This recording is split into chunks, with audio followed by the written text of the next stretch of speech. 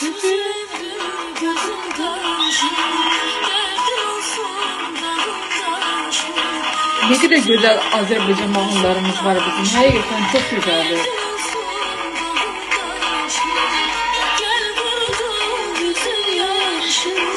Gel başına dönüp sen, gel buldum güzel yaşım, gel başına